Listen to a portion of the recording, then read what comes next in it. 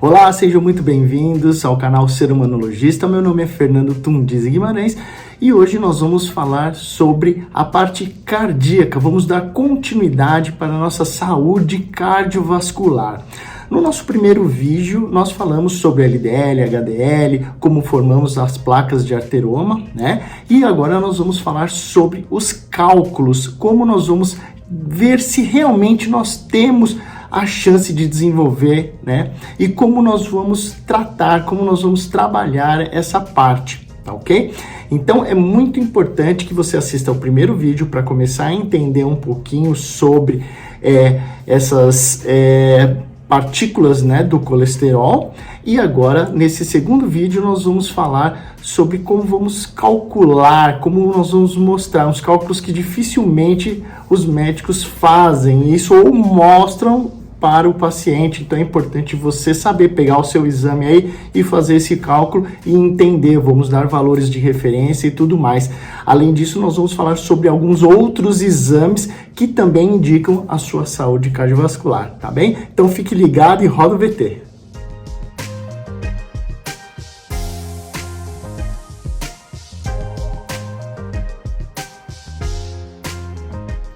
Bom, para facilitar, nós vamos utilizar essa lousa aqui, que eu vou mostrar para vocês como nós podemos calcular. Bom, para falar sobre os marcadores que podem influenciar a nossa saúde cardíaca, basicamente nós temos que iniciar pelas relações lipídicas, né, que são os marcadores. Então, primeiro a gente vai saber sobre o colesterol total, tá? Vamos ver o HDL, tá bem? Vamos falar sobre o LDL, tá? E vamos também falar sobre o triglicérides, tá? Eles estão ligados a doenças cardiovasculares, tá bem? Então vamos lá. O primeiro cálculo que nós fazemos, tá, é colesterol total dividido pelo HDL. O segundo cálculo é o triglicérides dividido pelo HDL. E o próximo, tá, é o LDL dividido pelo HDL. Então, o que isso mostra, né? O HDL, quando ele é o conhecido, né, como colesterol bom, né? Então, ele sempre vai ser dividido em relação ao colesterol total, né, ao triglicérides e também ao LDL. Então, esses são cálculos, tá, que nós vamos fazer para avaliar a parte cardíaca. Bom, mas quais são os valores, né? Então, vamos para a segunda parte para eu poder mostrar os valores para vocês. Então, vamos lá. Aí eu coloquei aqui para vocês, tá, as referências. Então, essas são as referências ideais, tá? Não são referências que estão em exames laboratoriais, tá? Então, colesterol total, o ideal é 200 miligramas por decilitro. O LDL, o ideal é menor que 100. O HDL, tá, ele tem que ser entre 50 e 73 para homens e para mulheres entre 60 e 93. E o triglicérides menor de 100. Então, quando nós vamos fazer os cálculos, aí nós temos outras referências. Então, por exemplo, aqui, um colesterol total dividido pelo HDL, o valor tem que ser menor que 3,3. Esse é o ideal.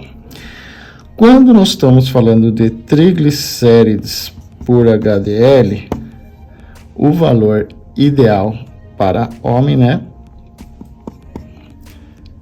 é de menor de 1,38 e mulher menor que 1,15, tá ok?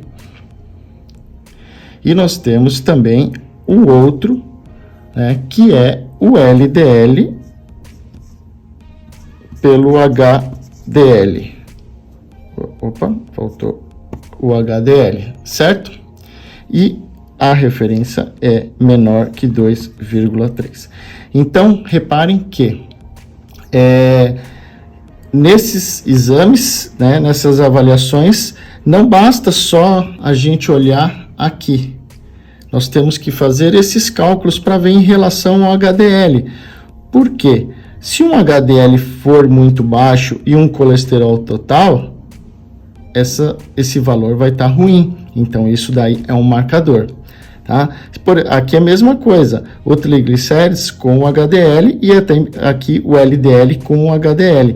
Então, não necessariamente ele tem que estar nesses valores, mas ele tá equilibrado na parte total. Tá bem? Deu para vocês entenderem? Então, peguem os exames de vocês e já podem fazer esses cálculos aqui para vocês verem se tem o risco. Se tiver maior que isso, ou que isso, tem um risco cardiovascular, tá bem? Não quer dizer que vocês vão ter placa de ateroma, mas é importante, já é um componente para risco cardiovascular. E nós vamos para os próximos aqui. O nosso próximo cálculo, tá, é em relação ao ApoA e o ApoB. Para quem não sabe o que é ApoA, ApoB, vai lá no vídeo, no primeiro vídeo dessa série, que lá vai estar explicando tudo direitinho. Mas, resumidamente, o ApoA, tá, é a porta de entrada, né, do HDL. E o ApoB é ligado ao LDL, certo? Que é o colesterol ruim. Então, quando nós solicitamos o ApoA, que é a apolipoproteína A, o valor de referência para homens, tá, é maior que 130. E se for mulher, é maior que 140. Esse valor, tá, é de referência para o ApoA. Então, se ele estiver maior, quer dizer que ele está ligado a mais proteínas, a mais moléculas de HDL, e ela vai conseguir trazer essas partículas de colesterol da periferia para o fígado. Então, vai tirar essas moléculas de colesterol que estão circulando no nossa periferia, nas nossas veias e artérias, e vai trazer de volta para o fígado. O ApoB, tá, ele é ligado ao LDL e aqui ao HDL, tá, para vocês entenderem. E aí o que acontece? O ApoB, o valor dele tem que ser menor que 100. Tanto faz para homens ou mulheres, tá? O valor tem que ser menor que 100. Por quê? Porque eles são ligados ao LDL.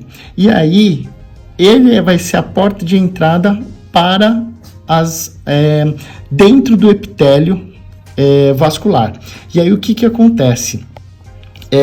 Quando tem muito ApoB, quer dizer que ele está muito circulante lá nas periferias, e isso tem maior possibilidade de entrar dentro do epitélio e gerar mais placa de ateroma, tá bem? E agora nós vamos fazer o cálculo, né? Por quê? Porque também nós temos uma relação de ApoB dividido por ApoA. Porque nós vamos também, igual lá o HDL, nós vamos dividir o que é bom pelo que é ruim. E qual é esse valor de referência? Se for mulher, nós temos que ser menor que 0,59, tá? E se for homem, menor que 0,69, tá bem? Mas, para ter um valor bom, um valor bacana mesmo, é normalmente o dobro, 2 vezes. Então, se você tem uma apoproteína, né? Vamos apagar aqui para ficar mais fácil para vocês. Espera aí, para vocês entenderem.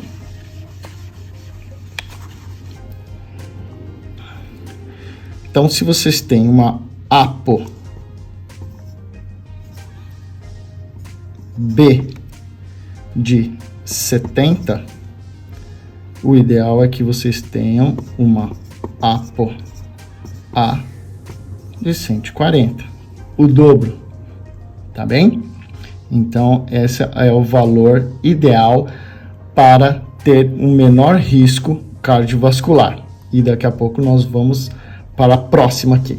Fiquem ligados, hein? Então, agora nós vamos falar sobre outros marcadores que você pode solicitar o exame, e eles são intimamente ligados a alterações cardiovasculares.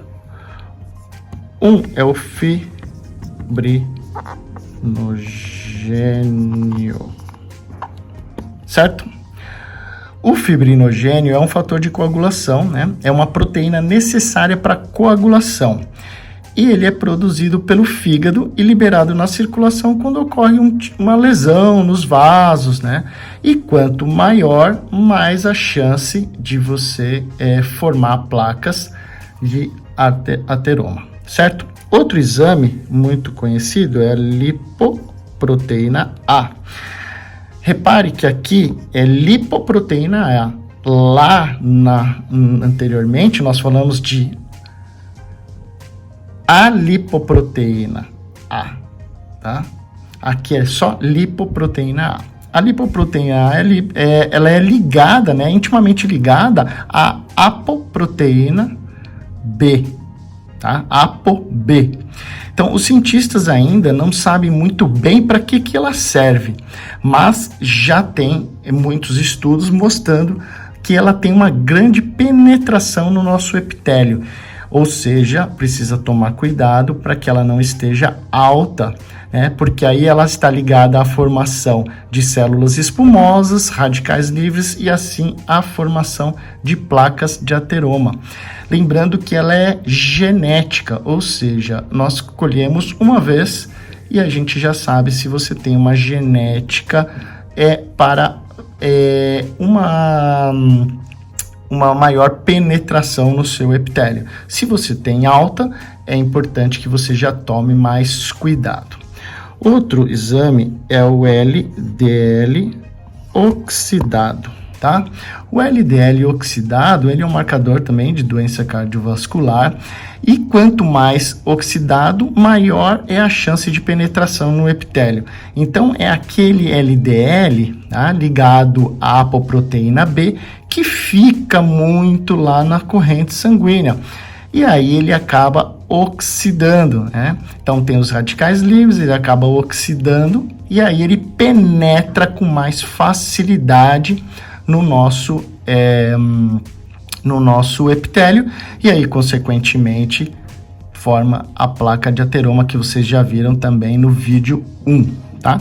Outro exame é o score, tá, de cálcio coronariano.